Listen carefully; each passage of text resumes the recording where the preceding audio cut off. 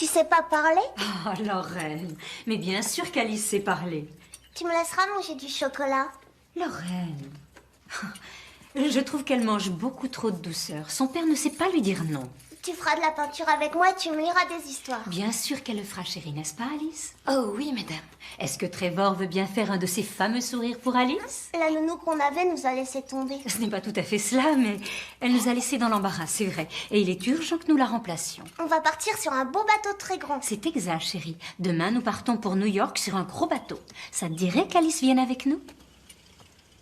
Ben, j'en sais rien. Mais si tu veux bien qu'elle vienne avec nous. Et toi, tu es d'accord, Trevor? Tu l'aimes bien, Alice?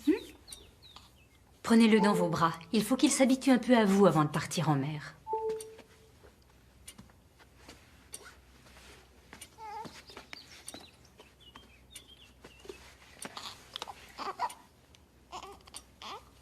Il faut mettre la main derrière sa tête. Sur la lettre, on disait que vous aviez de l'expérience avec les bébés. C'est vraiment impératif que vous en ayez. Oh, j'en ai, madame. J'ai de l'expérience. J'adore les enfants. Je suis nerveuse, c'est tout. Oh, mais ce n'est pas la peine d'être nerveuse. Nous sommes des gens, tout ce qu'il y a de plus ordinaire. Oh, le plus important avec les enfants, c'est de leur donner de la tendresse. Oh, mais regardez ça. Vous avez beaucoup de chance. Nous allons naviguer sur le Titanic. Nos hommes sont-ils prêts? Nous avons une bonne équipe, commandant. Je connais un certain nombre d'entre eux. Ils viennent des environs de Southampton, mais ces 900 hommes n'ont jamais navigué ensemble auparavant. Il règne donc un peu de confusion. Cependant, je dois dire que c'est l'équipage le plus fier qu'il m'a été donné Ils de sont voir. fiers de servir à bord de ce vaisseau. Et également, commandant, de servir sous vos ordres. Merci, monsieur Long. Il y a toujours un peu d'appréhension lors d'un premier voyage, mais j'ai la plus grande confiance en nos hommes, en mes officiers, vous y compris, monsieur Long. Merci. Et maintenant, je vais devoir affronter la partie la plus périlleuse du voyage. Parler à cette meute de journalistes. Vous avez là la structure mobile la plus grande que l'homme ait jamais construite. Elle est unique au monde. 271 mètres de long et l'équivalent de 11 étages de haut. Un navire aussi important doit être plus lent que le Lusitania. Le Lusitania a-t-il une bibliothèque, des bains turcs, une piscine? Nous offrons le luxe, nous sommes une colossale vitrine. Nous n'avons vraiment rien à envier à votre fameux Lusitania, comme vous pouvez le constater. C'est votre vision des choses, monsieur, ou celle de l'armateur? Pour être tout à fait juste, je dois vous rappeler que mon père a fondé la White Star Line. Et en tant que président, j'ai bien l'intention d'en faire un joyau du XXe siècle. Ah, voici notre commandant. Commandant Smith, est-ce vrai que vous prendrez votre retraite après ce voyage? Oui, c'est vrai. Comptez-vous écrire un livre sur vos aventures? J'ai peur que ce livre soit bien court parce que je n'ai pas grand-chose à raconter. Pas de naufrage, d'accident? J'ai essuyé bien sûr des violentes tempêtes, des orages, de fortes bourrasques, du brouillard, mais je n'ai jamais vécu. Quoi que ce soit qui vaille la peine d'être raconté ou rédigé pour la postérité. Désolé, messieurs, je suis du genre à apprécier les voyages sans incident. Comme celui que vous vous apprêtez à faire. Exactement. Il apparaît impossible, à l'heure actuelle, qu'un désastre survienne tant les constructions navales sont fiables. Mon travail est devenu... Nettement plus facile. Oui, c'est exact, plus facile. Messieurs, j'aimerais vous montrer la salle à manger. Ah oui. Pour votre information, nous avons en stock 37 000 kilos de viande fraîche, 5 000 kilos de poissons frais, 570 kilos de marmelade et autres confitures. Et bien sûr, les meilleurs alcools qui existent. Cognac, un instant s'il vous plaît. Oui, du Sandman Port 1870. Excellent. Merci. Nous avons aussi, pas ici, ces fauteuils vont sur le pont promenade à l'extérieur. Ils devraient être peints en vert plus foncé. Ce sera chose faite lors du prochain voyage, je peux vous le garantir.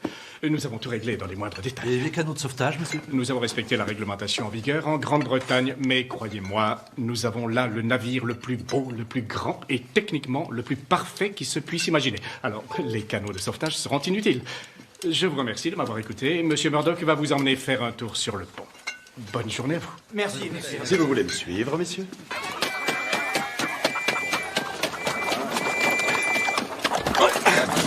Attention! Celui-là.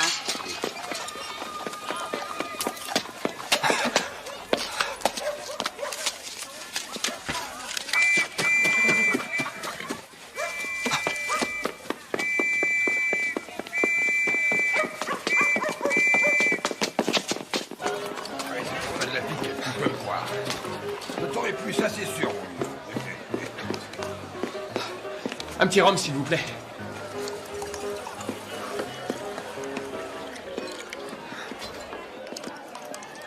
Tiens, mets-toi ça sur la tête. Garde bien le nez dans ton verre et retrouve ton calme. Là. Là. Si tu secoues bien, t'es sûr que c'est bon. Tiens, regarde, il va nous jouer son petit air habituel. T'as des ennuis, mon garçon? Rien de très sérieux. Garçon? Bois, c'est moi qui paye. Tiens, j'ai travaillé pour ça. Travailler et économiser. Je fais mes adieux à la Grande-Bretagne et je vais voir les chutes du Niagara, mon garçon. C'est en Amérique. Est-ce que tu l'as vu, là, juste devant? Qui donc? Le Titanic, le plus gros navire jamais construit. Il est à quai, juste là-nord, devant la porte. Tiens. Regarde ça. Et ça, c'est mon billet pour une nouvelle vie. Terminer la poussière de charbon pour Myriam Dickey. Et Amérique, j'arrive sur le plus gros des bateaux qu'on ait jamais construit. Imagine Myriam Dickey naviguant avec quelques-unes des personnes les plus fortunées du monde. Là-dessus, vous avez raison. John Jacob Astor en personne sera à bord, à ce qu'il paraît. Tu te rends compte? Tous ces bijoux qu'il va y avoir sur ce bateau-là. Et pas du toc, je peux te l'assurer. Un voleur devrait pouvoir y faire son beurre. T'as déjà vu un diadème avec de vrais diamants? Ça non, j'en ai jamais vu. Le plus délicat, c'est de trouver un moyen de sortir le butin. Des rangs de perles. Oh, ça c'est sûr. Un voleur doit pouvoir y trouver son bonheur.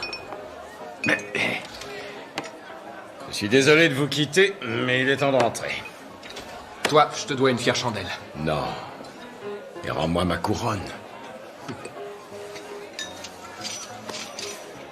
Fais bien attention à toi. Myriam Dickey qui va naviguer sur le même bateau que John Jacob Astor. Ça, c'est la meilleure, tu crois pas? Allez, mon garçon, on va porter un toast au Titanic. Au Titanic. Aujourd'hui, ça vient de ma mère et de mon père, cette petite fantaisie qui m'a fait traverser la mer. Vous ne pouvez pas dormir là, Dicky. Alors relevez-vous. Mon frère a trouvé du travail, c'est une nouvelle vie. Il commence pour Myriam Dickey. Réveillez-vous. Je vous ramène dans votre portion de famille. Dicky. Dicky.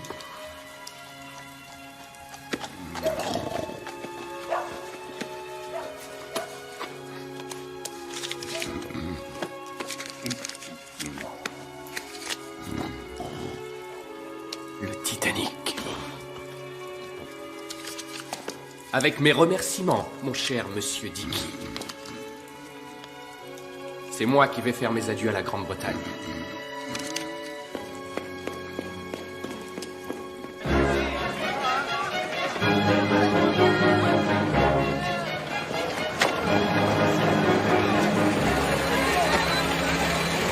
Nigel? Oui, monsieur? Sors mes bagages. Bien, monsieur. Il est temps d'y aller.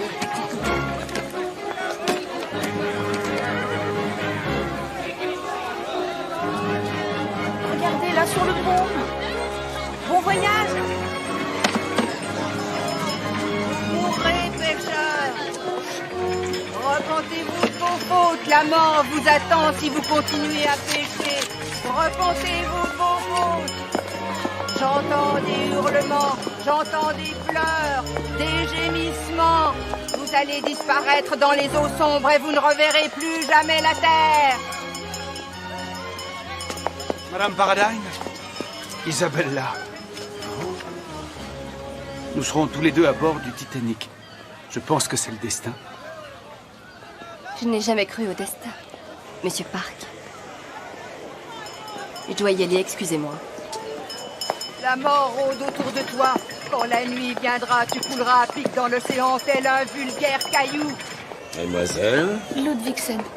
Ludvigsen. Jolie jeune fille comme vous voyage toute seule.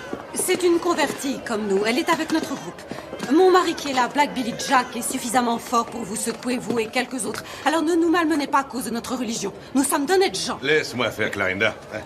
Si on m'appelle Black Billy, monsieur, c'est pas pour une question de couleur de peau, comme vous le voyez. Excusez-moi, monsieur, je cherche le logement des hommes.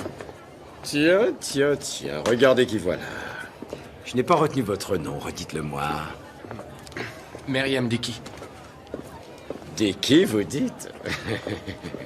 Eh bien, monsieur Dickey, je suppose que vous ne voyagez pas avec ces convertis. Non, je voyage seul.